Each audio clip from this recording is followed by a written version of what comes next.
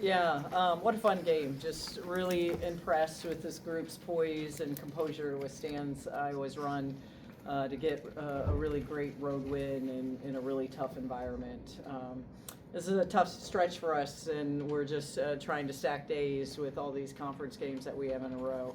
But, I thought this group just found different ways to win. I loved our first half. We knew Iowa was going to come back in that second half. They're too talented. They play too hard. But I thought KK and Shy were huge for us tonight. KK just her will to win, and Shy leading us, keeping us composed. And I thought Bree McDaniel was sensational on both ends. But for me personally, this is always a really special trip to be able to come home and connect with so many people that mean a lot to me. And getting to see my family and my high school coach and friends really means a lot. And so it's, this league is really, really tough. And, these guys are always going to be great for a long time. They're really talented. Take questions here in the room for the players. Go ahead, Kareem. Either for Shy or for me, either one of you, or both of you. What did you guys learn about yourselves in this game? I don't know if you guys, this group has kind of been put in that possession, trying to fight off a team on the road as they're coming back like they did today. So I'm just curious, what did you guys learn about yourselves as a group? Yeah, I think, we got to be 10 points better on the road. I think obviously we built ourselves a great lead in the first half. Got to come out a little bit stronger in the third. But I think overall, we saw that we have great, when we started losing the momentum, we kind of got it back in our favor. This is a tough place to play, and I think we played really hard, and we pulled it out. Any other questions from players? And KK, what was the biggest difference between that first half when everything seemed to be clicking for you guys, and that second half where you kind of had to grind it out a little bit more?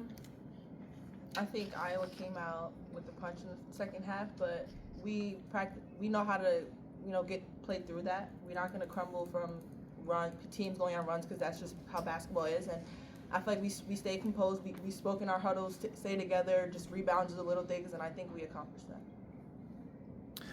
Out of all the Hawkeyes, which one would you say, or couple would you say, gave you the most trouble? Obviously, Lucy Olson is a great transfer for them. I think the best thing about Iowa is that they know how to play as a team, and they know how to play hard. And I think that's what gets them so far. Anything else for the players? Thanks, ladies. We'll take questions here for Coach. So go ahead, Kareem. Almost the same. During that second half, what are you kind of talking to the players as they're chipping away and getting a little bit closer? Yeah, I was disappointed in our defense. I thought Iowa ramped up their defensive intensity, and we got a little, it caught us off guard. I thought, the whistles got a lot tighter, so we needed to adjust to that. I thought our poising and our composure wasn't great. We hit a lot of threes in the first half, and you knew we couldn't be married to that for the entire game. And then I thought we got a little bit too one-on-one. I think we were all intentionally trying to do our best to make a play for one another, but credit that was Iowa's defense and loading up, and then we finally were able to make just enough plays. How important was Bree off the bench? Bree was huge. Both ends of the floor with her defense. We were able, with our depth, being able to give Lucy a lot of different looks defensively with Bree and Shy and Mir, and so that was big. But both ends of the floor, I thought she was really confident on the offensive end. A positive assist to turnover ratio for her. She was massive. Brenda, obviously a different scouting report than you've had of Iowa in the last 3 years or so. New players.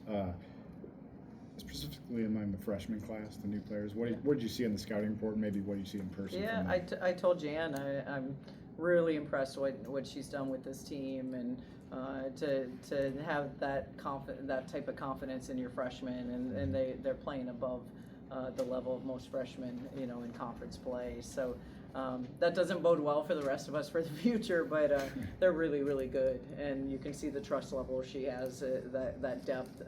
I thought that wore us out in the second half. Their depth was even greater than what we had. being able to get Stolke in foul trouble, but they really didn't, miss a beat because of their depth that they have.